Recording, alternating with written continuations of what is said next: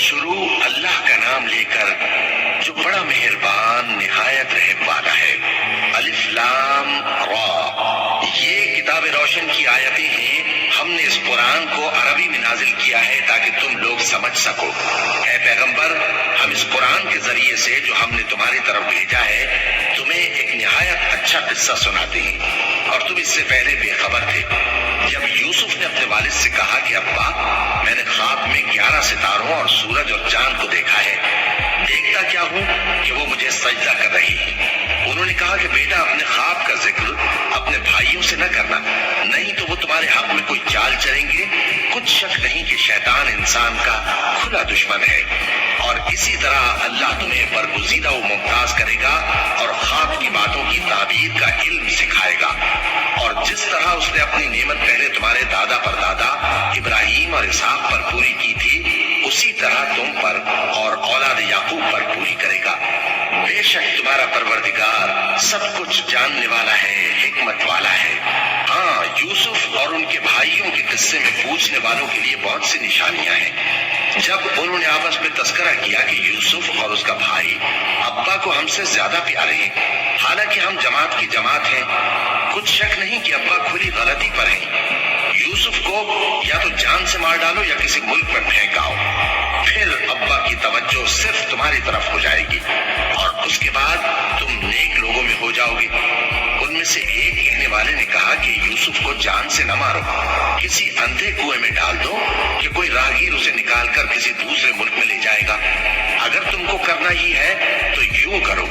یہ مشورہ کر کے وہ اپنے والد سے کہنے لگے کہ ابا جان، کیا سبب ہے کہ آپ یوسف کے بارے میں ہمارا اعتبار نہیں کرتے، حالانکہ ہم اس کی خیر خواہ ہیں؟ کل اسے ہمارے ساتھ بھیج دیجئے کہ خوب میوے کھائے اور کھیلے کودے، ہم اس کے نگہبان ہیں۔ انہوں نے کہا کہ یہ امر مجھے غمناک کیے دیتا ہے کہ تم اسے لے جاؤ، یعنی وہ مجھ سے جدا ہو جائے، اور مجھے یہ بھی خوف ہے کہ تم کھیل میں اس سے غافل ہو جاؤ اور اسے بھیڑیا کھا جائے۔ وہ کہنے لگے کہ اگر ہماری موجودگی میں کہ ہم ایک طاقتور جماعت ہیں اسے بھیڑیا کھا گیا تو ہم بڑے نقصان میں پڑ گئے۔ غرض جب وہ اس کو لے گئے اور اس بات پر اتفاق کر لیا کہ اس کو اندھے کنویں میں ڈال دیں، اور ہم نے یوسف کی طرف وہی بھیجی کہ ایک وقت ایسا آئے گا کہ تم انہیں ان کے اس سلوک سے آگاہ کرو گے اور ان کو اس وحی کی کچھ خبر نہ ہوگی۔ اور یہ حرکت کر کے وہ رات کے وقت باپ کے پاس روتے ہوئے آئے، کہنے لگے کہ ابا جان، ہم تو دوڑنے اور ایک دوسرے سے آگے نکلنے میں مصروف ہو گئے اور یوسف کو اپنے اسباب کے پاس چھوڑ گئے تو اسے بھیڑیا کھا گیا، اور آپ ہماری بات کو وہ ہم سچ ہی کہتے ہیں باور نہیں کریں گے، اور ان کے کرتے پر جھوٹ موٹ کا لوہو بھی لگا لائے۔ یعقوب نے کہا کہ یوں نہیں ہے، بلکہ تم اپنے دل سے یہ بات بنا لائے ہو۔ اچھا، صبر کہ وہی خوب ہے، اور جو تم بیان کرتے ہو اس کے بارے میں اللہ ہی سے مدد چاہیے۔ اور اب اللہ کی شان دیکھو کہ اس کنویں کے قریب ایک قافلہ وارد ہوا اور انہوں نے پانی کے لیے اپنا سقا بھیجا، تو اس نے کنویں میں ڈول لٹکایا، یوسف اس سے لٹک گئے۔ وہ بولا، صحیح قسمت، یہ تو ایک لڑکا ہے، اور اس کو قیمتی سرمایہ سمجھ کر چھپا لیا۔ اور جو کچھ وہ کرتے تھے اللہ کو خوب معلوم تھا، اور انہوں نے اس کو تھوڑی سی قیمت یعنی معدود چند درہموں پر بیچ ڈالا، اور وہ اس سے بیزار ہو رہے تھے۔ اور مصر میں جس شخص نے اس کو خریدا، اس نے اپنی بیوی سے جس کا نام زلیخا تھا کہا کہ اس کو عزت و اکرام سے رکھو، عجب نہیں کہ یہ ہمیں فائدہ دے یا ہم اسے بیٹا بنا لیں۔ اس طرح ہم نے یوسف کو سرزمین مصر میں جگہ دی، اور غرض یہ تھی کہ ہم ان کو خواب کی باتوں کی تعبیر سکھائیں، اور اللہ اپنے کام پر غالب ہے لیکن اکثر لوگ نہیں جانتے۔ اور جب وہ اپنی جوانی کو پہنچے تو ہم نے ان کو دانائی اور علم عطا کیا، اور نیکوکاروں کو ہم اسی طرح بدلہ دیا کرتے ہیں۔ اور جس عورت کے گھر میں وہ رہتے تھے اس نے ان کو اپنی طرف مائل کرنا چاہا، اور دروازے بند کر کے کہنے لگی، یوسف جلدی آؤ۔ انہوں نے کہا کہ اللہ پناہ میں رکھے، وہ یعنی تمہارے میاں تو میرے آقا ہیں، انہوں نے مجھے اچھی طرح سے رکھا ہے، میں ایسا ظلم نہیں کر سکتا، بے شک ظالم لوگ فلاح نہیں پائیں گے۔ اور اس عورت نے ان کا قصد کیا اور انہوں نے اس کا قصد کیا۔ अगर वो अपने परवरदिगार की निशानी न देखते तो जो होता सो होता। यूं इसलिए किया गया कि हम उनसे बुराई और बेहयाई को रोक दें। बेशक वो हमारे चुने हुए बंदों में से थे। और दोनों दरवाजे की तरफ भागे, आगे यूसुफ, पीछे जुलेखा। और औरत ने उनका कुर्ता पीछे से पकड़कर जो खींचा तो फाड़ डाला। और दोनों को दरवाजे के पास औरत का खाविंद मिल गया। तो औरत बोली कि जो शख्स तुम्हारी बीवी के साथ बुरा इरादा करे उसकी इसके सिवा क्या सजा है कि या तो कैद किया जाए या उसे दुख का अजाब दिया जाए। यूसुफ ने कहा, इसी ने मुझको अपनी तरफ माइल करना चाहा था। और उसके खानदान में से एक गवाह ने गवाही दी कि अगर उसका कुर्ता आगे से फटा हो तो ये सच्ची और यूसुफ झूठा है, और अगर कुर्ता पीछे से फटा हो तो ये झूठी और वो सच्चा है। सो जब उसका कुर्ता देखा तो पीछे से फटा था। तब उसने जुलेखा से कहा कि ये तुम्हारा ही फरेब है, और कुछ शक नहीं कि तुम औरतों के फरेब बड़े भारी होते हैं। यूसुफ, इस बात का ख्याल न कर, और जुलेखा तू अपने गुनाह की बख्शिश मांग, बेशक खता तेरी ही है।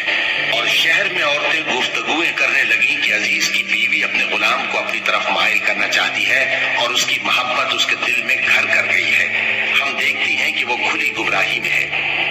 फिर जब जुलेखा ने उन औरतों की गुफ्तगू जो हकीकत में दीदार यूसुफ के लिए एक चाल थी सुनी, तो उनके पास दावत का पैगाम भेजा और उनके लिए एक महफिल मुरतब की और फल तराशने के लिए हर एक को एक एक छुरी दी और यूसुफ से कहा कि उनके सामने आओ। जब औरतों ने उनको देखा तो उनका रोबे हुस्न उन पर ऐसा छा गया कि फल तराशते तराशते अपने हाथ काट लिए और बेसाख्ता बोल उठी कि अल्लाह पाक है, ये आदमी नहीं, ये तो कोई बुजुर्ग फरिश्ता है। जुलेखा ने कहा, तो ये वही है जिसके बारे में तुम मुझे ताने देती थी, और बेशक मैंने इसको अपनी तरफ माइल करना चाहा मगर ये बचा रहा। और अगर ये वो काम न करेगा जो मैं इसे कहती हूँ तो कैद कर दिया जाएगा और जलील होगा। यूसुफ ने दुआ की कि परवरदिगार, जिस काम की तरफ ये मुझे बुलाती हैं उसकी निस्बत मुझे कैद पसंद है, और अगर तू मुझसे इनके फरेब को न हटाएगा तो मैं इनकी तरफ माइल हो जाऊंगा और नादानों में से हो जाऊंगा।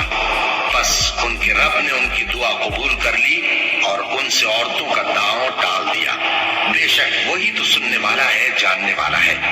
फिर बावजूद इसके कि वो लोग उनकी बेगुनाही के निशान देख चुके थे, उनकी राय यही ठहरी कि कुछ अरसे के लिए उनको कैद ही कर दें। और उनके साथ दो और जवान भी दाखिले जिंदा हुए। एक ने उनमें से कहा कि मैंने ख्वाब देखा है, देखता क्या हूँ कि शराब के लिए अंगूर निचोड़ रहा हूँ। दूसरे ने कहा कि मैंने भी ख्वाब देखा है, मैं ये देखता हूँ कि अपने सर पर रोटियां उठाए हुए हूँ और परिंदे उनमें से खा रहे हैं। तो हमें इनकी ताबीर बता दीजिए कि हम तुम्हें नेकुकार देखते हैं। यूसुफ ने कहा कि जो खाना तुमको मिलने वाला है वो आने नहीं पाएगा कि मैं उससे पहले तुमको इसकी ताबीर बता दूंगा। ये उन बातों में से है जो मेरे परवरदिगार ने मुझे सिखाई है। जो लोग अल्लाह पर ईमान नहीं लाते और आखिरत का इनकार करते हैं, मैंने उनका मजहब छोड़ दिया है और मैं अपने बाप दादा इब्राहिम और इसहाक और याकूब के मजहब पर चलता हूँ। हमें शाया नहीं है कि किसी चीज को अल्लाह के साथ शरीक बनाए।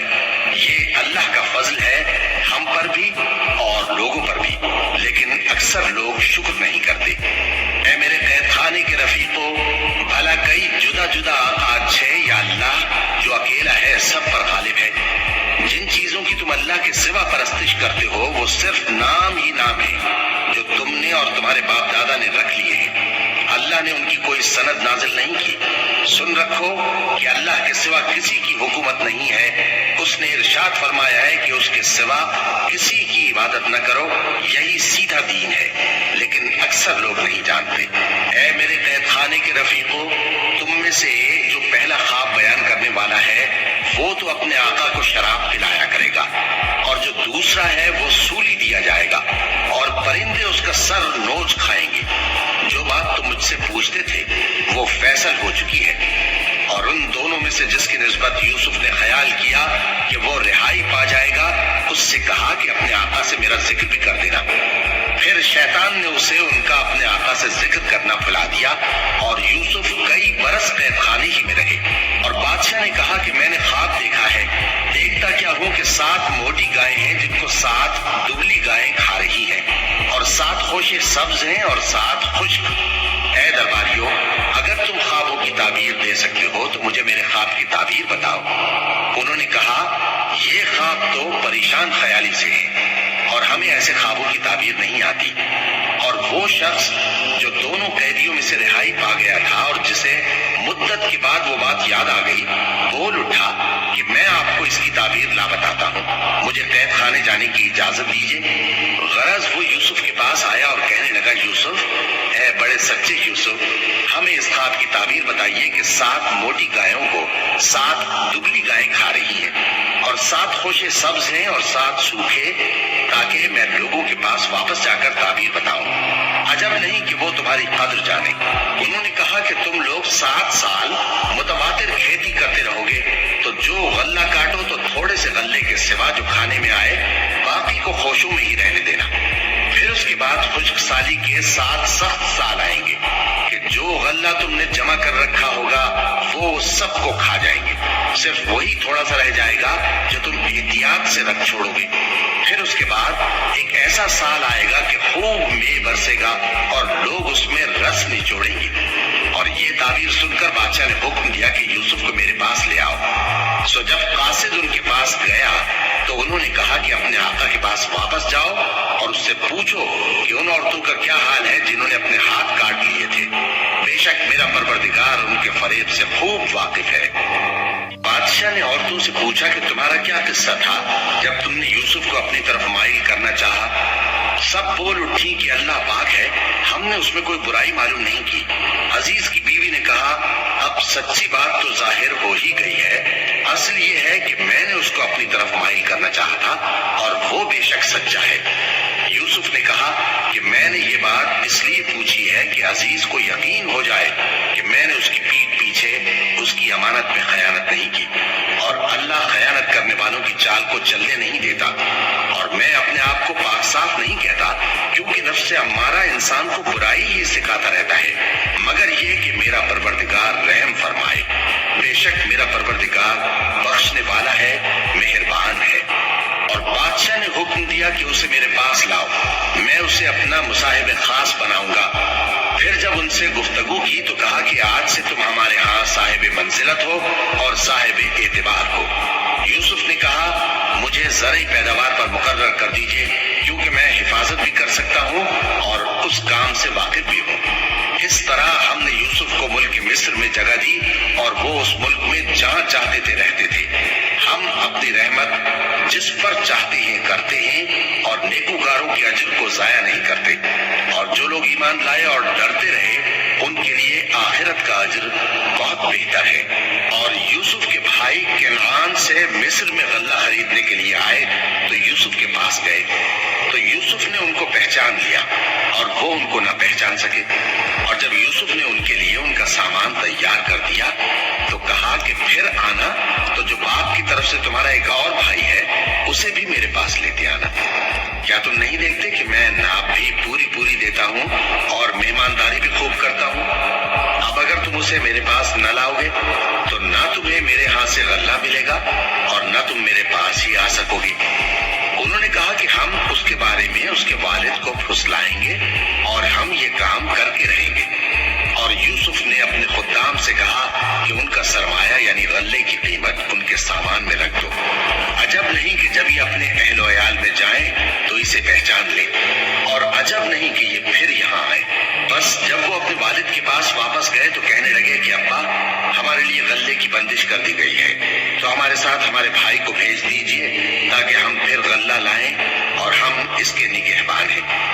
یعقوب نے کہا کہ میں اس کے بارے میں تمہارا اعتبار نہیں کرتا، مگر ویسا ہی جیسا پہلے اس کے بھائی کے بارے میں کیا تھا، سو اللہ ہی بہتر نگہبان ہے اور وہ سب سے زیادہ رحم کرنے والا ہے۔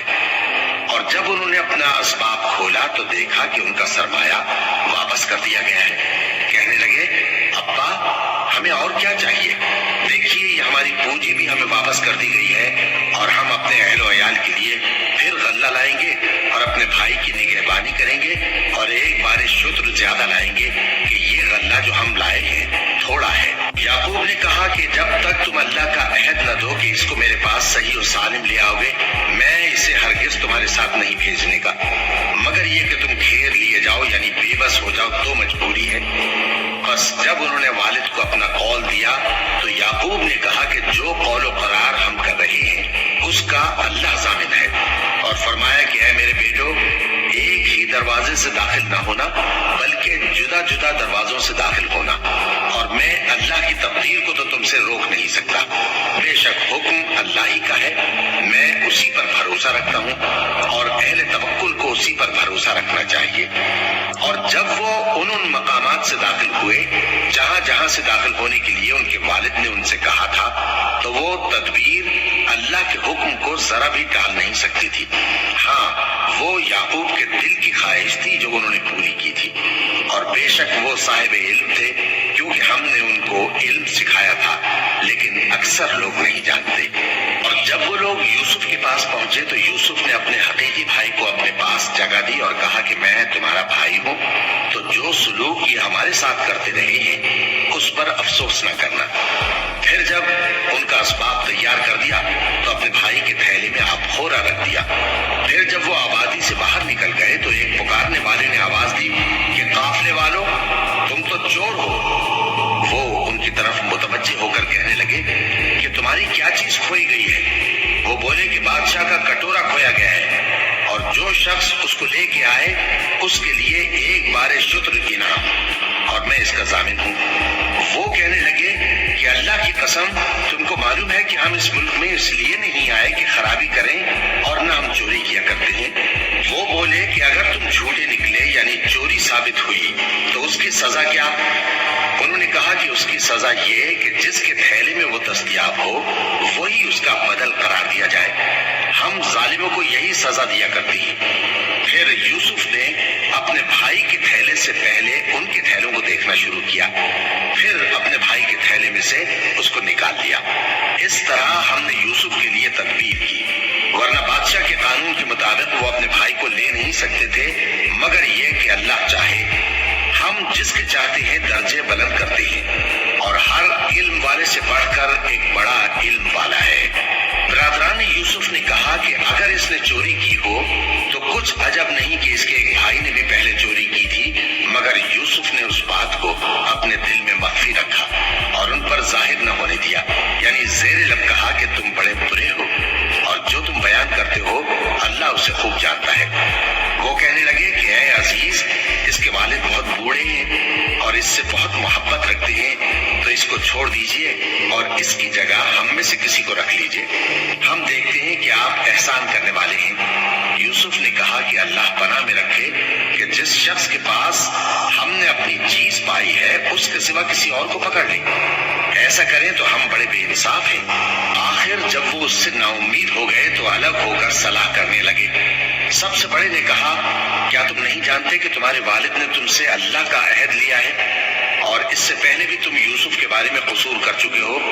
تو جب تک والد صاحب مجھے اجازت نہ دیں میں تو اس جگہ سے ہلنے کا نہیں، یا اللہ میرے لیے کوئی فیصلہ کرے، اور وہ سب سے بہتر فیصلہ کرنے والا ہے۔ تم سب والد صاحب کے پاس واپس جاؤ اور کہو کہ ابا، آپ کے صاحبزادے نے وہاں جا کر چوری کی، اور ہم نے تو اپنی دانست کے مطابق آپ سے اس کے لے آنے کا عہد کیا تھا، مگر ہم غیب کی باتوں کے جاننے اور یاد رکھنے والے تو نہیں تھے، اور جس بستی میں ہم ٹھہرے تھے وہاں سے یعنی اہل مصر سے اور جس قافلے میں آئے ہیں اس سے دریافت کر لیجئے، اور ہم اس بیان میں بالکل سچے ہیں۔ جب انہوں نے یہ بات یعقوب سے آ کر کہی تو انہوں نے کہا کہ حقیقت یوں نہیں ہے، بلکہ یہ بات تم نے اپنے دل سے بنا لی ہے، تو صبر ہی بہتر ہے، عجب نہیں کہ اللہ ان سب کو میرے پاس لے آئے، بے شک وہ علم والا ہے، حکمت والا ہے۔ اور ان کے پاس سے چلے گئے اور کہنے لگے کہ ہائے افسوس یوسف پر، ہائے افسوس، اور رنج و الم میں ان کی آنکھیں سفید ہو گئیں اور ان کا دل غم سے بھر رہا تھا۔ بیٹے کہنے لگے کہ واللہ آپ تو یوسف کو اسی طرح یاد ہی کرتے رہیں گے یہاں تک کہ آپ بھول جائیں گے یا جان ہی دے دیں گے۔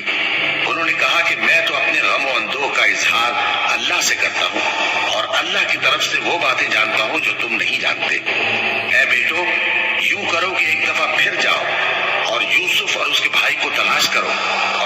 اللہ کی رحمت سے نا امید نہ ہونا کہ اللہ کی رحمت سے تو کافر لوگ ہی نا امید ہوا کرتے ہیں۔ پھر جب وہ یوسف کے پاس گئے تو کہنے لگے کہ اے عزیز، ہمیں اور ہمارے اہل و عیال کو بڑی تکلیف ہو رہی ہے اور ہم یہ تھوڑا سا سرمایہ لائے ہیں، آپ ہمیں اس کے عوض پورا غلہ دے دیجئے اور ہم پر خیرات کیجئے کہ اللہ خیرات کرنے والوں کو ثواب دیتا ہے۔